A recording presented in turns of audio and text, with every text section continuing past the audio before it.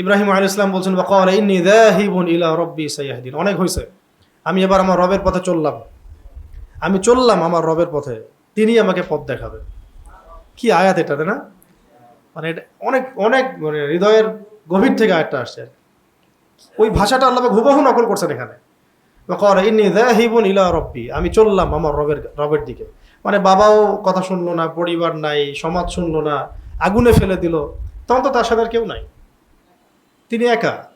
এবং আল্লাহ রাব্বুল আলামিন যখন কাউকে তার করে নিতে চান তখন তাকে পরীক্ষায় ফেলেন, এবং পরীক্ষা করে করে আল্লাহ পাক তাকে ভেঙে ফেলেন, ভিতর থেকে তাকে ভেঙে ফেলেন। তার হৃদয়ের মধ্য থেকে সমস্ত অলিক ভালোবাসাগুলোকে আল্লাহ পাক মিটায় ফেলেন, তাকে আল্লাহর জন্য খাস করে নেন, দুনিয়ার মিথ্যা বাস্তবতা তাকে বুঝান। হ্যাঁ, সবচেয়ে কাছের মানুষদেরকে তার আল্লাহ পাক তাকে কষ্ট দেন, আল্লাহ পাক তাকে ভিতর থেকে ভেঙে দেন, একা করে নেন। কার জন্যে? কারণ আল্লাহ পাক তাকে চাচ্ছেন, আল্লাহ পাক তাকে তার করে নেন। এই জন্যেই এই স্টেপসগুলো আসে দুনিয়াতে, মানে জীবনে। ইব্রাহিম আলাইহিস সালামের উপরে এই সমস্যাগুলো গেল, অগ্নি পরীক্ষা দিলেন, তিনি অগ্নি পরীক্ষা দিলেন।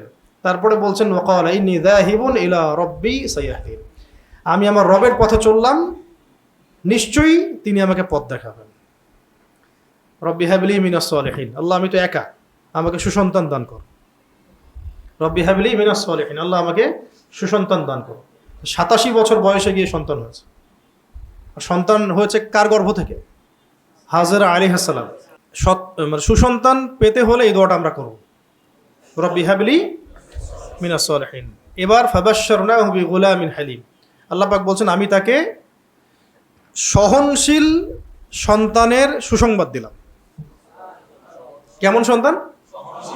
হালিম মানে সহনশীল, সহনশীল সন্তানের সুসংবাদ দিলাম। তিনি কে? ইসমাঈল আলাইহিস সালাম। এইবার তাকে রেখে আসা হলো কোথায়? আচ্ছা, একটু আমি শেষ করবো, একটু ধৈর্য ধরেন। তাকে রেখে আসা হলো কোথায়? মক্কায়। মা এবং সন্তানকে রেখে আসা হলো মক্কায়। আচ্ছা, মক্কায় রেখে আসার পরে কিছু খাবার ছিল, কিছু পানি ছিল। এবার ইব্রাহিম আলাইহিস সালাম ওখান থেকে চলে আসছিলেন। স্ত্রী কি বললেন, আপনি কি আল্লাহর আদেশে আমাদেরকে রেখে যাচ্ছেন? আমি শর্ট করে বলছি। তিনি বললেন যে হ্যাঁ সূচক মাথা নাড়লেন। তো তিনি তখন কি বলেছিলেন যে তাহলে আল্লাহ রাব্বুল আলামিন আমাদেরকে ধ্বংস করবেন না, যদি আপনি আল্লাহর আদেশে আমাদেরকে এখানে রেখে গিয়ে থাকেন তাহলে আল্লাহ আমাদেরকে ধ্বংস করবেন না। তার ইব্রাহিম আলাইহিস সালামের ওই যে হাসবি আল্লাহ ওয়া নি'মাল ওয়াকিল, আর তার স্ত্রী হাজেরা আলাইহিস সালাম, নিশ্চয়ই আল্লাহ আমাদেরকে ধ্বংস করবেন না। মিল পাচ্ছেন? বাবা যেমন, মাও তেমন। খেয়াল করে দেখছেন? এই যুগে এরকম নারী হাজারে লাখে একটাও জুটবে কিনা আল্লাহ সন্দেহ আছে। সারা দুনিয়ার সব কিছু দেওয়ার পরেও ডিসিভড হতে পারে না। এই জন্যে আমি বিষয়টাকে এখন আর কি আপনাদেরকে সতর্ক করার জন্যে, বা হয় না যে কারো তিক্ত অভিজ্ঞতা আছে, সে আপনাকে ডিরেকশন দিচ্ছে, এবং এই ডিরেকশনটা কিন্তু হাজারটা ডিরেকশন হচ্ছে ভালো হবে, যে কিছু কিছু ক্ষেত্রে আবেগ, ইমোশন, তাড়াহুড়া, নফসের ধোঁকা, এগুলো মহব্বত, অন্ধ ভালোবাসা, এগুলোতে না পড়ে বিচক্ষণতার সাথে পুরো খোঁজখবর নেওয়া, সময় নেওয়া, হিস্ট্রি জানা, ঘাটা, ফ্যামিলি ব্যাকগ্রাউন্ড সব কিছু বিবেচনা করে একটা ডিসিশনে যাওয়া বেটার। কারণ এটা বলার উদ্দেশ্য হচ্ছে আপনারা ভুল না করেন, কেউ যেন ভুল না করে। কিছু বিষয় আছে যেটা বললে আমাদেরকে গালি খেতে হইতে পারে, কিন্তু ওইটা জেনেই কথাটা বলতেছি এই কারণে যাতে আপনি ভুল না করেন, আপনার জন্য। ঠিক আছে? আর দিন শেষে এই প্রত্যেকটা বিষয় আমাদের জন্য রহমত, এত বড় রহমত যেটা না হলে পরে হয়তোবা ওই যে ইন্নী যাহিবুন ইলা রাব্বি সায়াহদিন এই জায়গা পর্যন্ত মানুষ আসতে পারবে না। কথা বুঝতে পারছি? আচ্ছা, আরেকবার বলতেছি যে যখন তিনি চলে যাচ্ছিলেন তিনি বললেন আমি আল্লাহর প্রতি তাওয়াক্কুল করলাম, আল্লাহ আমাদেরকে হেফাজত করবেন। এবার যখন পানি এবং খেজুর শেষ হয়ে গেল, সাফা আর মারওয়া তিনি সাই করলেন, দৌড়াদৌড়ি করলেন পানির জন্য। কে? হাজেরা আলাইহিস সালাম। আজ পর্যন্ত সেই সুন্নাত আল্লাহ পাক জীবিত রেখেছেন। উমরায় যান, হজে যান, আপনি সাই করতে হবে। তো যখন একজন মানুষ পরিপূর্ণ আল্লাহর প্রতি তাওয়াক্কুল করে, তখন তার একটা দৌড়ানো আল্লাহ পাক রেখে দেন স্মৃতি হিসেবে, কিয়ামত পর্যন্ত থাকবে এখন এই এই চেতনাটা। আর এই সাই করতে করতেই দেখা গেল যে জমজম কূপের সৃষ্টি হয়ে গেছে। আল্লাহ পাকের অলৌকিক গায়েবী মাদত চলে আসলো, যে কূপের পানি এক ফোঁটাও এখন পর্যন্ত কমে নেই, এখন ওই অবস্থাতেই আছে। যে নিয়াতে খাবেন সেই নিয়াত পূর্ণ হয়ে যায়। জমজমের পানি খাওয়ার একটা দোয়া আছে, এটাও শিখাই দিই। আল্লাহুম্মা ইন্নী আসআলুকা ইলমান নাফিআন ওয়া রিজকান ওয়াসিআন ওয়া শিফাআন মিন কুল্লি দা। আল্লাহুম্মা, হে আল্লাহ, ইন্নী আসআলুকা, আমি তোমার কাছে প্রার্থনা করছি, ইলমান নাফিআন, উপকারী জ্ঞান, ওয়া রিজকান ওয়াসিআন, প্রশস্ত রিজিক, ওয়া শিফাআন মিন কুল্লি দা, সমস্ত রোগ থেকে শেফা। এটা দোয়া। এছাড়াও যে কোনো দোয়া করে খাওয়া যাবে। তো এখন দেখেন জমজম সৃষ্টি হয়ে গেছে কার স্মৃতিতে? ওই হাজরা আলাইহিস সালাম, ইসমাইল আলাইহিস সালাম। এখনো এই যে হজ উমরা করতে গেলে এগুলো পরে যদি যান তাহলে উপলব্ধি করতে পারবেন প্রত্যেকটা কাজ। আচ্ছা, শেষ করি। এরপরে যখন তিনি বড় হলেন, বাবা আবার আসলেন ফিলিস্তিন থেকে, ওখানে থাকেন সারা আলাইহিস সালাম। কোথায়? ওই যে শামে। তো ফালাম্মা বালাগা মাআহু সা'য়া, এরপরে যখন এই সন্তান ইসমাইল বাবার সাথে ছোটাছুটি করতে শিখলো, মানে বাবার সাথে দৌড়াদৌড়ি করতে শিখেছে, তখন আল্লাহ রাব্বুল আলামিন আদেশ করলেন তাকে কি করতে? জবাহ করতে। তখন ইব্রাহিম আলাইহিস সালাম বলেন, ক্বালা ইয়া বুনাই ফালাম্মা বালাগা মাআহু সা'য়া, যখন সন্তান বাবার সাথে চলাফেরা করতে শিখলো, ক্বালা ইয়া বুনাইয়া, ইব্রাহিম আলাইহিস সালাম বললেন, হে আমার সন্তান, ইন্নী আরা ফিল মানামি, নিশ্চয়ই আমি আমার স্বপ্নে দেখেছি, আন্নী আযবাহুকা, আমি তোমাকে জবাহ করছি, ফানজুর মাযা তারা, তোমার রায় কি আমাকে বলো। রায় জিজ্ঞাসা করছে। একমাত্র আদরের সন্তান, বাবাই জানে সন্তানের প্রতি আকর্ষণ, টান, মহব্বত কেমন। হাজরা আলাইহিস সালামদের মতো স্ত্রীদেরই এরকম সন্তান নসিব হয়।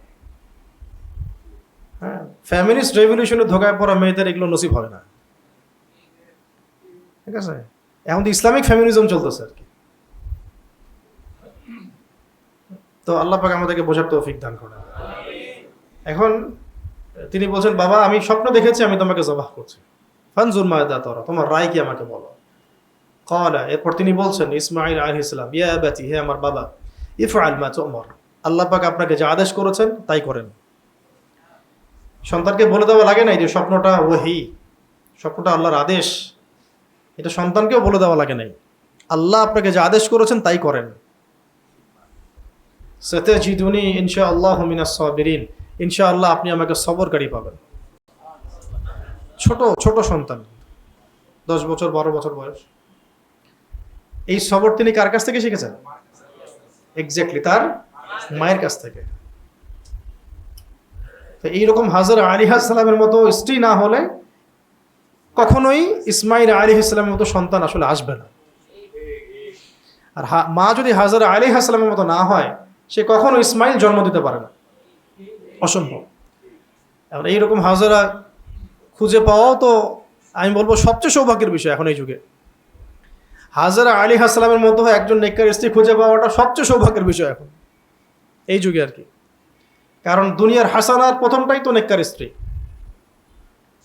আর এটা না হয়ে যদি অন্য কিছু হয় তাহলে সে বেচারা আল্লাহ পাকের বড় পরীক্ষা আছে, অথবা তার অনেক গুনাহ আছে, আল্লাহ পাক কাফারা দিচ্ছেন। দুটার একটা আর কি। সাতাজিদুনি ইনশাআল্লাহু মিনাস সাবিরিন, ইনশাআল্লাহ আপনি আমাকে সবরকারী পাবেন।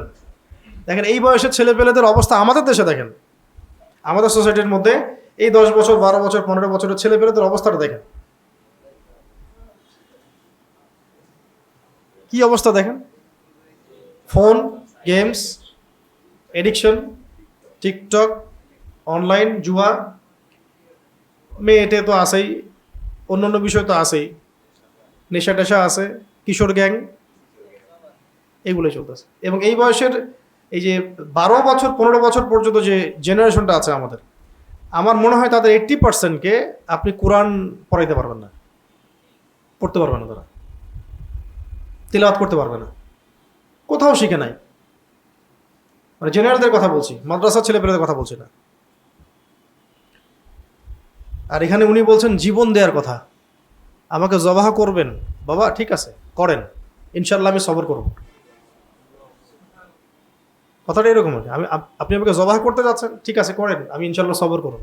মানে আল্লাহর রাস্তায় পুরো জীবন দিয়ে দেওয়ার যে মানসিকতা, যে প্রত্যয় ইসমাইল আলাইহিস সালামের মধ্যে ছিল। আগেকার মানুষদের মধ্যে কি আল্লাহর মহব্বতটা ছিল। হ্যাঁ, আসলে এগুলো মাথা ঘুরে যায় এগুলো পড়লে। এবার শুধু তাই না, ফালাম্মা আসলামা ওয়াতাল্লাহু লিল জাবিন, এবার আল্লাহ পাক বলছেন ফালাম্মা আসলামা, এরপর যখন দুজনে আত্মসমর্পণ করলো, এখানে ইসলাম শব্দ প্রয়োগ করা হচ্ছে, আসলামা, যখন তারা দুজনে আত্মসমর্পণ করলো। ইসলাম মানে তাহলে কি? আত্মসমর্পণ করা। জবাহ করতে হবে, রাজি হয়ে গেলেন, এটার নাম ইসলাম। এটার নাম কি? ইসলাম। আর নামাজ পড়তে বলে নামাজ পড়তেছে না, বলতেছে মুসলিম। জাকাত দিতে বলে জাকাত দিচ্ছে না, বলতেছে মুসলিম। হুদুদ কেসাস পর্দা টর্দা কিছুই মানতেছি না, মুসলিম। ইসলাম শব্দের অর্থ কি তাহলে? আল্লাহর সামনে আত্মসমর্পণ করা, অবনত চিত্তে আল্লাহ পাকের আদেশ মেনে নেওয়া। এখানে জীবন দিতে বলা হচ্ছে, তোমাকে জবাহ করব। দুজনেই আত্মসমর্পণ করলেন, বাবাও এবং সন্তানও। বাবা জবাহ করার মধ্য দিয়ে আল্লাহর বিধানের সামনে আত্মসমর্পণ করলেন, আর সন্তান জীবন দিয়ে দিব এই জন্য আত্মসমর্পণ করলেন। দুজনকে বলা হচ্ছে তারা দুজন ইসলাম আত্মসমর্পণ করলো। ইসলামা সামি'না ওয়া আতা'না, শুনলাম মানলাম। ইয ক্বালা লাহু রাব্বুহু আসলিম ক্বালা আসলামতু লিরাব্বিল আলামিন, যখনই আল্লাহ পাক বলেছেন ইসলাম কবুল করো, মানে যখনই আল্লাহ পাক বলেছেন যে আমার সামনে আত্মসমর্পণ করো, ক্বালা আসলামতু লিরাব্বিল আলামিন, ইব্রাহিম আলাইহিস সালাম বলেছেন আমি জগৎ সমূহের রবের সামনে আত্মসমর্পণ করলাম। ইসলাম আসলে কোত্থেকে শিখবো আমরা? মডারেটদের থেকে, পশ্চিম থেকে, আমেরিকা থেকে, সুশীলদের থেকে, মোনাফেকদের থেকে? ইসলামের ডেফিনেশনটা আসবে কোত্থেকে? এখান থেকে। আল্লাহ পাকের বিধান চলে আসছে, চুপচাপ চোখ বন্ধ করে মেনে নিতে হবে, এর নাম ইসলাম। কোনো প্রশ্নও করা যাবে না এখানে। এখানে তারা কোনো প্রশ্নও করেন নাই, কেন করব, বাচ্চাকে কেন জবাই করব, আমি তো ছোট, আমাকে কেন জবাই করবেন, আমার তো কোনো অপরাধ নাই, এর পিছনে যুক্তি কি, বিজ্ঞান কি, দর্শন কি, কোনো প্রশ্ন আছে? কোনো প্রশ্ন নাই।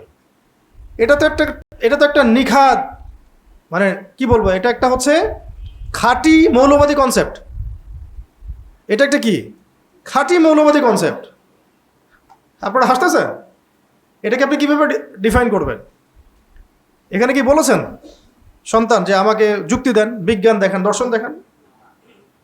কি রিজন? এমনকি রিজনটা কি সেটা বলেন। আব্বা জবাই যে করবেন, কি রিজন? রিজন একটাই, আল্লাহ পাকের আদেশ, এই তো। তো সেই আদেশ আমাদের সামনে আসলে আমরা বিজ্ঞান খুঁজি, দর্শন খুঁজি, হ্যাঁ, যুক্তি খুঁজি, তর্ক খুঁজি, যুগের সাথে মিলাই। এই যুগে সুদ না খেয়ে থাকা যায়, এই যুগে আল্লাহর আইন বাস্তবায়ন করা যায়, এই যুগে এইসব এত কঠোর ইসলামের কথা বলা যায়, এই যুগে আবার জিহাদ আছে, কত প্রশ্ন। এই যুগে পর্দা করলে কেমনে কাজ করবো? তো ইসলাম তো আমরা এখনো আসলে বুঝি নাই, সত্যি কথা। ইসলাম তো এখনো বুঝিনি আমরা। ইসলাম তাহলে কি? আল্লাহর বিধান চলে আসবে, চোখ বন্ধ করে মানা। এটা প্রমাণ হতে হবে যেটা আল্লাহর বিধান, প্রমাণ হয়ে গেলে চোখ বন্ধ করে মানা। এখন তারা এই শব্দ দিচ্ছে ধর্মান্ধ, অন্ধভাবে ধর্ম মানেন আপনি, মৌলবাদী, ফান্ডামেন্টালিস্ট। এগুলো না হলে তো আমি ইসলাম মানতে পারবো না। আল্লাহ রাব্বুল আলামিন আদেশ করবেন, আমি চ্যালেঞ্জ করব, কেন নামাজ পড়তে বললেন, কেন রোজা রাখতে বললেন আল্লাহ আপনি, কেন হজ করতে হবে, কেন জাকাত দিতে হবে, এটাকে প্রশ্ন করবেন আপনি? তো প্রশ্ন না করলে তো আমাকে চুপচাপ অন্ধভাবে মেনে নিতেই হচ্ছে, তো আমি তো ধর্মান্ধই হলাম, সমস্যা কি? আজীব একটা ব্যাপার। এগুলো শব্দগুলো বের করে মানে মূলত অন্য ধর্মকে কোণঠাসা করার মানে চেষ্টা করা হয় নাই। এই শব্দগুলোকে ব্যবহার করে শুধু মুসলিমদেরকে কোণঠাসা করার চেষ্টা করা হয়েছে, আপনার মধ্যে সন্দেহ ঢুকিয়ে দেওয়া। আসলেই তো আমি অন্ধভাবে মানব? আপনার ওই যে এই চিন্তাটা, আসলেই তো অন্ধভাবে মানবো, এই করতে করতে কুফর হয়ে যাচ্ছে। ওই গোলক ধাঁধায় আপনি কুফরি করে ফেলছেন। এখানে বুঝেন, ফালাম্মা আসলামা ওয়াতাল্লাহু লিল জাবিন, তারা যখন আত্মসমর্পণ করলেন দুজনে, এবং এই যে জাবিন বলা হচ্ছে ঘাড়, এভাবে শুইয়ে দিলেন জবাহ করার সময়। সন্তানের ঘাটটাকে যখন শুয়ে দিলেন জবাহ করার জন্য, উপর করে দাও, আবার উপর করে শুয়ে দিলেন জবাহ করার জন্য। ওয়ানাদাইনাহু আইয়া ইব্রাহিম, তখন আল্লাহ পাক বলছেন যে আমি আহ্বান করলাম, হে ইব্রাহিম শোনো। তখন আল্লাহ রাব্বুল আলামিন আহ্বান করলেন, ডাকলেন, হে ইব্রাহিম কদ সাদ্দাকতা রুয়া, তুমি তোমার স্বপ্নকে সত্যায়ন করেছো, তুমি তোমার স্বপ্নকে সত্যায়ন করেছো। এটা একটা স্বপ্ন, নবীদের স্বপ্ন ওয়াহি। আর আমাদের সামনে কোরআনের অকাট্য স্পষ্ট জাজল্যমান প্রমাণ, তাও মানতে যাচ্ছে না। দুটোই তো ওয়াহি, কিন্তু আমরা তো কোনো স্বপ্নকে মানার কথা বলতেছি না। শরিয়া আইন একটা স্বপ্ন? শরিয়া আইন হচ্ছে একটা অকাট্য বিধান কোরআনের মধ্যে। ইসলামের বেসিক ফান্ডামেন্টাল কি স্বপ্ন, না এগুলো একদম লিখিত আকারে সামনে আছে আমাদের সামনে? তো সাদ্দাকতা রুয়া, তুমি তোমার স্বপ্নকে সত্যায়ন করেছো, কারণ নবীদের স্বপ্ন ওয়াহি, নবীদের স্বপ্ন ওয়াহি। ইন্না কাযালিকা নাজজিল মুহসিনিন, এইভাবেই আমি মুহসিনদেরকে প্রতিদান দিয়ে থাকি, সাহায্য করে থাকি, এইভাবেই আমি মুহসিনদেরকে পুরস্কৃত করে থাকি। তার ইব্রাহিম আলাইহিস সালামের এই কাজটাকে আল্লাহ পাক বলছেন মুহসিন, মানে কি একদম উঁচু স্তরের সৎকর্মশীল, উঁচু স্তরের সৎকর্মশীলদেরকে আমি এভাবেই প্রতিদান দিয়ে থাকি। ইন্না হাযা লাহুয়াল বালাউল মুবিন, আর এইটা, এই যে সন্তানকে দিয়ে যেটা করতে হলো জবাহ করা, এটা ছিল মানে আমার পক্ষ থেকে, আল্লাহ পাকের পক্ষ থেকে এটা ছিল একটা সুস্পষ্ট পরীক্ষা, সুস্পষ্ট পরীক্ষা। ওয়া ফাদাইনাহু বিযিবহিন আযীম, এবং এখানে আল্লাহ পাক ইসমাঈল আলাইহিস সালামের পরিবর্তে একটা মহান কুরবানি উৎসর্গ করলেন। তখন থেকেই ঈদুল আজহা, কুরবানি। আমরা ঈদুল আজহায় দেখা যায় সেলফি টেলফি, কারটা কত, কয় টাকা, এগুলো নিয়ে ব্যস্ত আর কি। এই মূল জায়গাটাই নাই, আধ্যাত্মিকতাটাই হারাই গেছে। কেন কুরবানি করতেছে? কেন কুরবানি করতেছে? চিন্তা করছেন বিষয়টা? ওয়া ফাদাইনাহু বিযিবহিন আযীম, এবং ওই জায়গায় আমি একটা মহান কোরবানি উৎসর্গ করলাম, মুক্ত করলাম। ওয়া তারাকনা আলাইহি ফিল আখিরিন, এবং এটাকে আমি পরবর্তীদের জন্য রেখে দিলাম। খেয়াল করে দেখেন, এই যে জামজাম, এই সাই, কাবা ঘরের নির্মাণ, কোরবানি, শয়তানকে পাথর নিক্ষেপ, হজ কেন্দ্রিক যত কাজগুলো আছে, বেশিরভাগই ইব্রাহিম আলাইহিস সালামের পরিবারের সাথে সম্পৃক্ত। প্রায় সবগুলোই ওই স্মৃতির সাথে সম্পৃক্ত। ইব্রাহিম আলাইহিস সালাম, ইসমাঈল আলাইহিস সালাম, এই হাজারা আলাইহিস সালাম, তাদের সাথে সম্পৃক্ত। মানে এই পুরো আলে ইব্রাহিম, ইব্রাহিমী পরিবার, তার আল্লাহ পাকের প্রতি এতটা মানে কি ছিলেন, একনিষ্ঠ ছিলেন, অভিমুখী ছিলেন, এতটা নিজেদেরকে আল্লাহ পাকের জন্য উৎসর্গ করে দিয়েছিলেন যে তাদের পায়ের ছাপ পর্যন্ত আল্লাহ পাক সংরক্ষণ করেছে। মাকাম ইব্রাহিম, খেয়াল করে দেখছেন? ওখানে এখনও গেলে দেখতে পারো মাকাম ইব্রাহিম, পায়ের ছাপ পর্যন্ত আল্লাহ পাক সংরক্ষণ করেছে। সূরা কাহাফের প্রথম ওই 2টা পৃষ্ঠা পড়তে গিয়ে আজকে এটা মনে হচ্ছিল যে আসহাবুল কাহাফ যখন ঘুমিয়ে গেলেন, ঘুমের মধ্যে আল্লাহ রাব্বুল আলামিন ডানে বামে পাশ পরিবর্তন করিয়েছেন তাদের। একটা পড়ছেন? ডানে বামে পাশ পরিবর্তন করিয়েছেন। ইমানের তাড়নায় কিছু যুবক বের হয়ে গেল, পুরো সমাজ মুশরিক, কুফর, হারাম দিয়ে ভর্তি, চলে গেল গুহায়। গুহায় আসলে যাচ্ছিলেন তারা অন্য জায়গায়, মাঝপথে গুহায় রেস্ট নিয়েছেন রাত্রেবেলা ঘুমানোর জন্যে। ব্যাস আল্লাহ পাক 309 বছর ঘুম পাড়া রাখছে। ঘুমের সময় ডানে বামে পাশ পরিবর্তন করিয়েছেন ফেরেশতাদেরকে দিয়ে। মানে একটা বিষয় বুঝলাম যে কেউ যদি পুরোপুরি আল্লাহর হয়ে যায়, আল্লাহ পাক তাকে ঘুমের মধ্যেও সাহায্য করবেন, পাশ পরিবর্তন করাচ্ছেন আল্লাহ পাক, তাও ফেরেশতাদেরকে দিয়ে, আল্লাহর ফেরেশতা পাঠিয়ে। সুবহানাল্লাহ। এরপরে আল্লাহ পাক বলছে ওয়া তারাকনা আলাইহি ফিল আখিরিন, এবং এটাকে আমি পরবর্তীদের জন্য নিদর্শন হিসেবে রেখে দিলাম। ওয়া সালামুন আলা ইব্রাহিম, ইব্রাহিমের উপর সালাম। আল্লাহ সালাম দিয়েছেন, আল্লাহ পাক সালাম দিয়েছেন ইব্রাহিম আলাইহিস সালামকে। মানে এখন আপনার ইব্রাহিম আলাইহিস সালামের ধর্মান্ধ খালেস মৌলবাদী মুসলিম হতে চান, নাকি হয়ে সালাম পেতে চান, নাকি পশ্চিমাদের আদলে মডারেট মুসলিম হতে চান? এটা এখন নিজেরাই চিন্তা করেন। ওয়া কাযালিকা নাজজিল মুহসিনিন, আবার বলেছেন আল্লাহ পাক আমি মুহসিনদেরকে এইভাবেই প্রতিদান দিয়ে থাকি। ইন্নাহু মিন ইবাদিনাল মুমিনিন, এবং সে নিশ্চয়ই আমার মুমিন বান্দাদের একজন ছিল। ওয়াবাশশারনাহু বিইসহাক, আমি তাকে ইসহাকের সুসংবাদ দিলাম, মানে আরেকটা সন্তান ইসহাকের সুসংবাদ দিলাম, নবিয়্যাম মিনাস সালিহিন, এবং তিনি ছিলেন সালেহদের নবী, সৎকর্মশীলদের নবী। ওয়া বারাকনা আলাইহি ওয়া আলা ইসহাক, এবং আমি তাকে এবং ইসহাক মানে পুরো পরিবারটাকেই বরকত দিয়ে দিলাম। ওয়া মিন যুররিয়াতিহিমা, এবং তাদের উভয়ের যে বংশ, এই বংশটাকেই বরকতময় করে দিলাম। সুবহানাল্লাহ। ওয়া মিন যুররিয়াতিহিমা মুহসিনুন ওয়া যালিমুন লিনাফসিহি মুবিন, এবং আমি আবার পড়তেছি লাস্টে একটা, ওয়া বারাকনা আলাইহি ওয়া আলা ইসহাক, এবং আমি ইসহাক এবং তাকে বরকতময় করে দিলাম বা তাদেরকে বরকত দিলাম। ওয়া মিন যুররিয়াতিহিমা মুহসিনুন ওয়া যালিমুন লিনাফসিহি মুবিন, এবং তাদের বংশধরদের মধ্যে বেশ কিছু মানে কতক ছিল, একটা বড় অংশ ছিল সৎকর্মশীল, আর কিছু ছিল যারা নিজেদের উপরে জুলুম করেছে। তার পরবর্তীতে এখানে বনু ইসরায়েলের সৃষ্টি হলো, ইসহাক, ইয়াকুব আলাইহিস সালাম, তারপরে ইউসুফ আলাইহিস সালাম, বনু ইসরাইল, মুসা, ঈসা, দাউদ, সুলাইমান। এখানে তো অনেক সৎকর্মশীল ব্যক্তি ছিলেন, আবার কিছু জালেমও ছিলেন। তো আল্লাহ পাক সেটাই বলেছেন যে আমি তাদের উভয়কে, অর্থাৎ ইব্রাহিম আলাইহিস সালাম, ইসমাইল আলাইহিস সালাম, ইসহাক আলাইহিস সালাম, তাদেরকে বরকতময় করলাম, তাদের বংশধরদেরকেও বরকতময় করলাম। এই বংশধরদের মধ্যে বহু ছিল মুহসিন, আর কিছু ছিল কি জালেম, সুস্পষ্ট জালেম। সুবহানাকাল্লাহুম্মা ওয়া বিহামদিক, আশহাদু আল্লা ইলাহা ইল্লা আনতা, আস্তাগফিরুকা ওয়া আতুবু ইলাইক। 113 নম্বর আয়াত পর্যন্ত আসলাম। তো সূরা সফফাতের কোথায় শুরু করেছিলাম?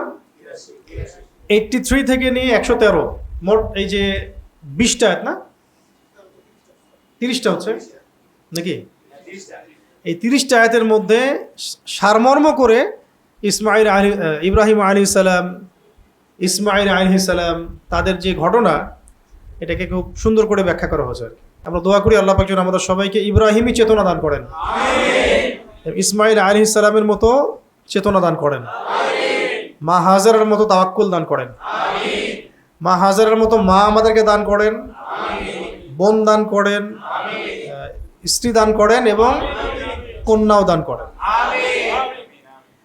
এবং খাঁটি তাওহীদপন্থী মুসলিম হওয়ার তৌফিক দান করেন।